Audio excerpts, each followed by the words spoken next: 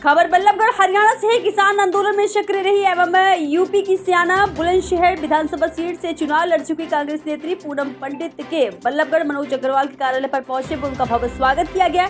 वहीं पूनम पंडित ने कहा कि हरियाणा एक विचित्र राज्य है।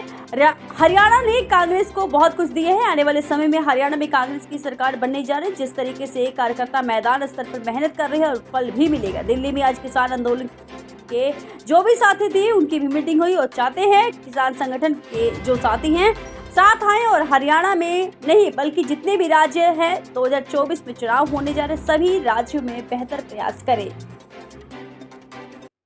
आज पहुंचे हैं फरीदाबाद बल्लभगढ़ मनोज अग्रवाल के कार्यालय, क्या कुछ कहेंगे? बस मैं यही कहूँगी कि जो कांग्रेस की नींव रखने वाले लोग हैं वो भी आज इस चीज़ को महसूस कर रहे होंगे कि जो हमारे कार्यकर्ता हैं वो आज भी सशक्त हैं और रहने चाहिए और आगे एक्टिव रहे राजनीति में।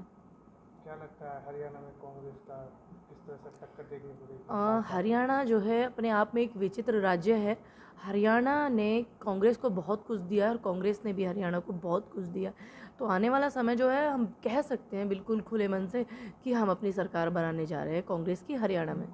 जिस तरीके से मनोज अग्रवाल चुनाव, देखिए मैं यही कहूँगी बल्लभगढ़ की सीट को लेकर के और तमाम जिस प्रभार क्षेत्र से मैं आती हूँ हरियाणा के, मैं उसको भी कि हमारे जो कार्यकर्ता मेहनत करेंगे वो फल पाएंगे।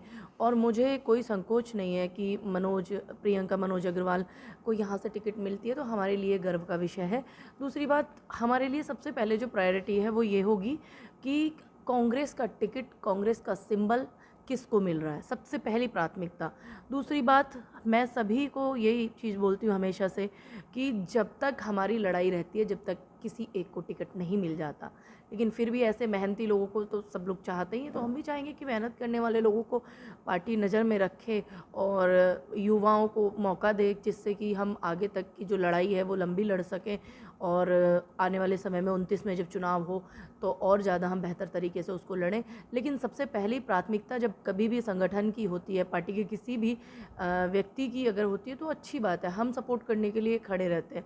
लेकिन पहली प्राथमिकता तो यही है कि संगठन किसको टिकट दे रहा है। उम्मीद करते हैं कि इन लोगों का यहाँ से टिकट होगा और हम जब भी इनको चुनाव लड़ाएंगे और इन लोगों का खुदा न खास्ता ऐसा नहीं होता है या कोई ऐसी दिक्कतें आती हैं, वैसे मुझे लगता नहीं कि कोई भी मनोज भैया ऐसी दिक्कत आपको आने वाली है, लेकिन अगर फिर भी कुछ रहा तो तब भी हम चुनाव लड़ेंगे कि हम ये हमारे वो भरोसे वाले कांग्रेस के कार्यकर्ता हैं, कांग्रेस के सिपाही हैं कि ये आज तक खड़े रहे। ये उधर पार्टियों में नहीं गए कि उधर टिकट नहीं मिला तो उधर चले जाओ, फिर दोबारा से कांग्रेस में आ जाओ, फिर दोबारा से टिकट नहीं मिलता है तो फिर दोबारा चले जाओ। तो ये वो लोग नहीं है। तो मैं भी मतलब चाहती हूँ कि ऐसे ही लोगों को मिले जो अड़िग हैं, डटे हुए हैं।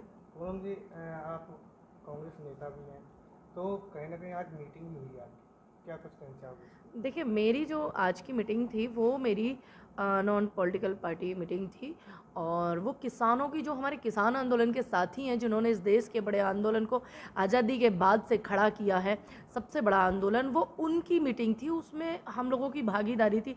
हम लोग भी चाहते हैं कि किसान संगठन हमारे साथ में आए, हरियाणा में ही नहीं, तमाम जितने भी राज्यों में, 5 राज्यों में फिर से चुनाव है 24 में, तो सभी राज्यों में आए।